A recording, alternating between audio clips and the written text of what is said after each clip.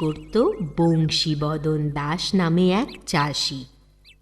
সংসারে এক নাতনি ছাড়া তার আর কেউ ছিল না।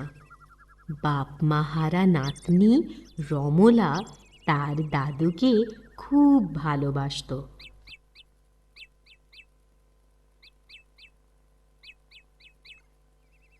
বুঝলি নাতনি, বয়স বাড়ছে, আর খিদে, ঘুম, চোখের জ্যোতি, দেহের বল সব কেমন কমে আসছে। তবে একটা জিনিস এত এত অভাবেও কমেনি, স্বপ্ন। তোকে নিয়ে কত স্বপ্ন আমি দেখি জানিস। ভালো ঘরে তোর বিয়ে হবে, ভালো বর হবে। আর দাদু বড় হবে। আবার সেই তুমি আমার বিয়ের কথা বলছো। ও মা, না বলে উপায় কি নাতনি? তুই বড় হয়েছিস আর আমি বুড়ো। দুটো বাড়ি আমাদের জন্য অপেক্ষা করছে রে। আমার জন্য জমের বাড়ি, আর তোর জন্য শ্বশুর বাড়ি। আজে বাজে কথা বলে আবার হাসা হচ্ছে। আরে কি হলো বংশীদা, আজ আবার তোমার নাতনি খেপলো কেন? আরে কি হয়েছে কি? দেখুন না কেমন বাজে বাজে কথা বলছে। না না, বাজে কথা নয় যতীন, কাজের কথা। ভালোই হয়েছে তুমি এসেছ। বসো বসো, এখানে বসো।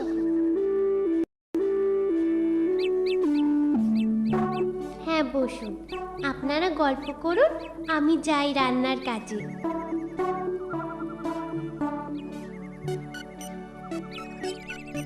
আমার একটা উপকার করবে যতীন।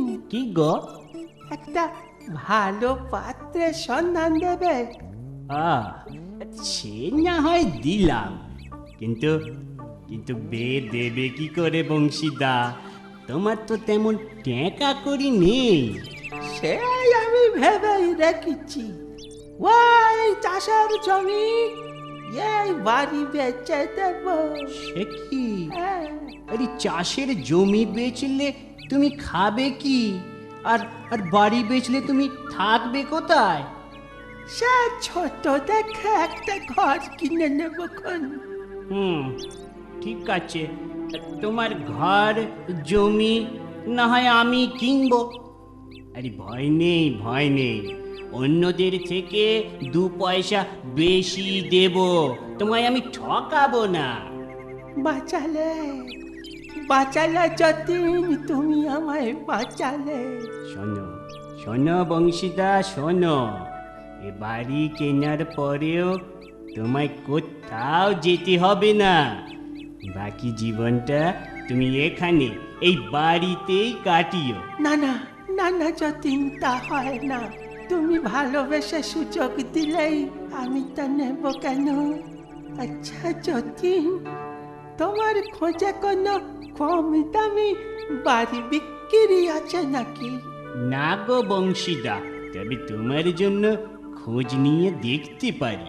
রতন, এই রতন! আরে মামা, তোমরা এসে গেছো? যাক, এবার আমি নিশ্চিন্ত হলাম। বংশীদা, এ আমার ভাগ্নে রতন। ছেলেবেলায় বাবা মারা যাবার পর ওর মা, মানে আমার বোন মিনতি, ওকে বড় করে তোলে। ও, তাই বুঝি? 6 মাস হয়ে গেল আমি আমার মাকেও হারিয়েছি। আহারে, তা তোমার ঘর বেচে দিলে যে? ওই আপনাদের থেকে যে টাকা পাবো তা নিয়ে আমি শহরে যাব বাণিজ্য করতে। বাবা বাবা, খুব ভালো খুব ভালো।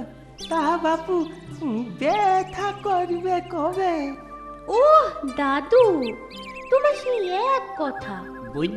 বুঝেছি বংশীদা, আমার ভাগ্নিকে তোমার পছন্দ হয়েছে। আমি বলি কি, আপনারা ঘরে যান, আমি পুকুরে ডুব মেরে আসি। আজ দুপুরেই শহরে রওনা দেব। ভাগ্নেও লজ্জা পেয়ে পালালো বংশীদা।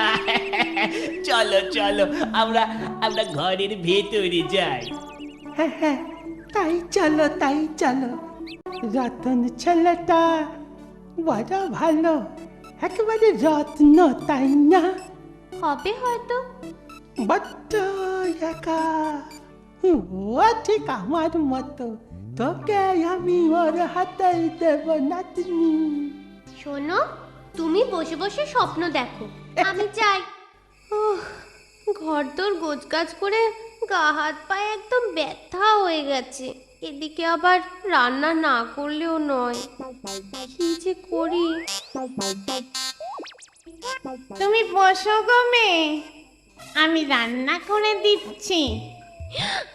ওমা, তুমি তুমি তুমি কে? ভয় পেও না, আমি তোমার কোনো ক্ষতি করব না।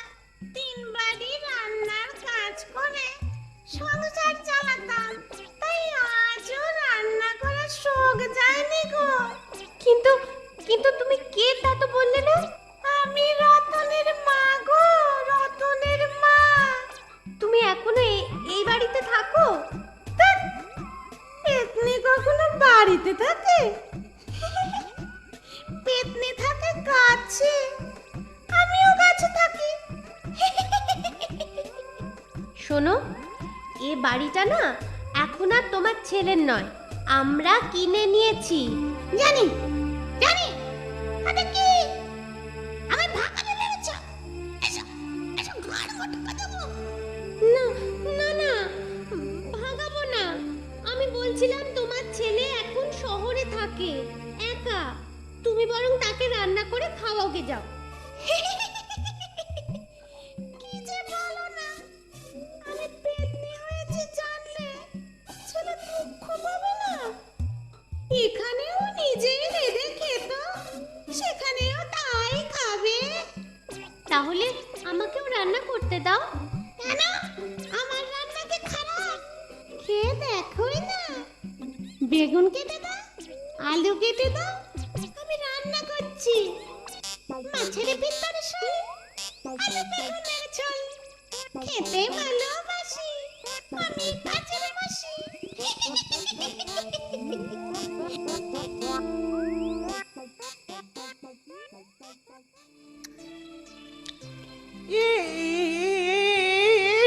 ইস, তোর মনটা আজকাল কোথায় থাকে বলি তো নাতনি? কেন ও কথা বলছো কেন? কবার কথা নুন দিয়েছিস বেগুনের ঝোলে, একেবারে নোনতা হয়ে গেছে। আমি রাঁধলে তো নুন দেব। তুই রাখিস নি, সে কি কথা? কোনো রাঁধুনি রাখিছিস বুঝি? হ্যাঁ, বিনি পয়সায় রাঁধুনি। কি হেয়ালি করছিস বলতো? হেয়ালি নয় গো দাদু, যা বলছি সব সত্যি। বলিস কি? এ তো ভয়ানক কাণ্ড। যতীন সব জেনে বুঝে এবারে আমায় কেনালো। মোটেও না, সে এ বিষয় কিচ্ছু জানে না। তুই কি করে জানিলি সে কথা? তার ভাগ্নিই জানে না, তো মামা কি করে জানবে? তাহলে তো ওদের জানাতে হবে ব্যাপারটা।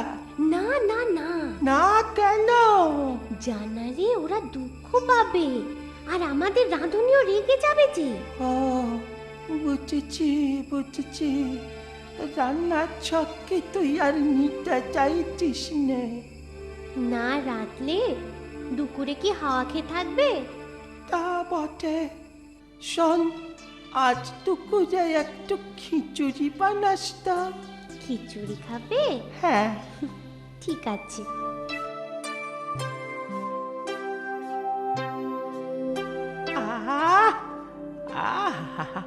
দুপুরের খিচুড়িটা বেশ ভালোই বানিয়েছিলি নাতনি, তাই রাতের জন্য রেখেছিস তো?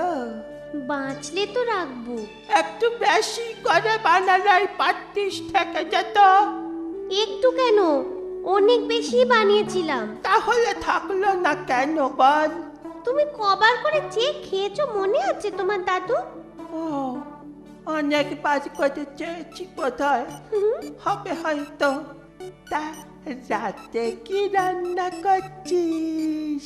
আলু বেগুনের ঝোল, মাছের ভেতর ঝোল, খেতে ভালোবাসি আমি কাঁধের মাসি। আজও কি আলু বেগুনের ঝোল রাঁধবে? এছাড়া কি আর কিছুই রাঁধতে জানো না? জানি, বেগুন আর আলুর ঝোল।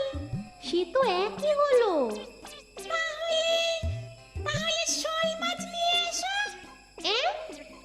এত রাতে মাছ কোথায় পাবো? ঠিক আছে, পুকুর থেকে আমি ধরে আনছি। তা নাতনি, শোল মাছ পেলি কোথায়? সে এনেছে। ও সে, ইস, আজ নুনে পড়া। পেতনিরা এত বেশি নুন খায়, জানা ছিল না বাবা। আস্তে আস্তে, শুনতে পেলে আর রক্ষে নেই। রক্ষে আর পাচ্ছি কোথায় নাতনি? কাল দুপুরেও রান্না সেই রাঁধবে বলেছে। আবার দুপুরেও? এ তো মহা জ্বালাতন হলো না। একটা উপায় না করলেই নয়। আমি কালকেই যাব ওঝা ডাকতে। খবরদার বুড়ো, ও কাজটা করলে আগে তোর নাতনির ঘাড় মটকাবো। না না না না না না না না, এই নাক মুলছি, এই কান মুচ্ছি, আর কখনো ও কথা মুখে আনব না। শুধু মুখে নয়, মনেও যেন না আসে। ও বাবা, তাই হবে রে।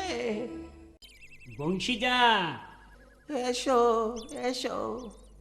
এই, তা তা তোমার এত রোগা আর মন মরা দেখাচ্ছে কেন বংশীদা? বড় অশান্তিতে আছি গো যতীন। আরে আরে অশান্তি? কিসের অশান্তি তোমার এত? 1 মাস হয়ে গেল, দিনে রাতে খালি নুন পড়া খাবার খাচ্ছি।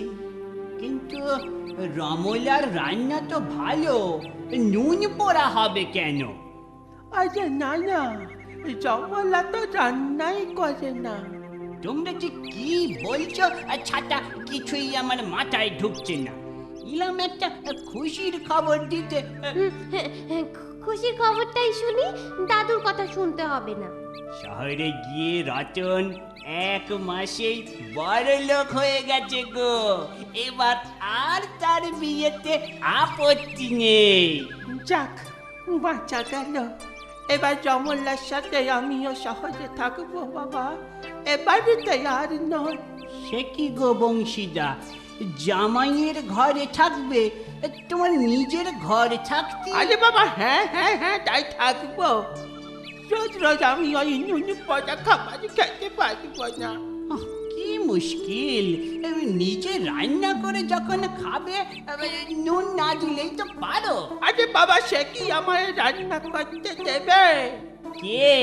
আরে তুমি কার কথা বলছো বলো দেখি? এখানে নয়, আস্তে আস্তে, এখানে নয়, চণ্ডীতলায় চলো, সব বলছি। এ তো ভয়ানক কাণ্ড বংশীদা। তবে আর বলছি কি, একটা সমাধান করে দাও যতীন। রতনের সাথে রমলার বিয়ে দিয়ে দাও বংশীদা, তবে এখানে নয়, কোথায়? ওই শহরে। সেই আমার কথাতেই তো এলে সব। না না না, আমার কথার মধ্যে একটু তফাৎ আছে। কিসের তফাৎ? তুমি তুমি এ বাড়িতেই থাকবে। যতীন, সত্যি তোমার মাথাটা একেবারে খারাপ হয়ে গেছে। তোমায় বললুম না, ওই নুন পচা খা। আহা, আরে কথাটা তো শেষ করতে দেবে নাকি? না, বলো বলো শুনি। হ্যাঁ, শোনো শোনো, রতন তার নিজের ভিটে ফিরতে চাইছে, তাকে কিন্তু কিছু জানিও না। আর দিদিও চাইবে না ছেলেকে দেখা দিতে। ব্যাস, সমাধান একেবারে হয়ে গেল। কথাটা তো মন্দ বলনি, তবে তাই করি। আজই রওনা দি শহরে। চলো চলো,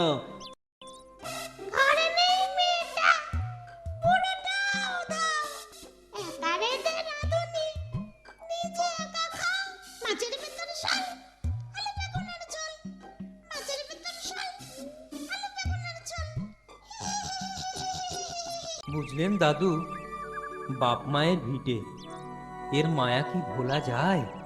সে তো বটেই।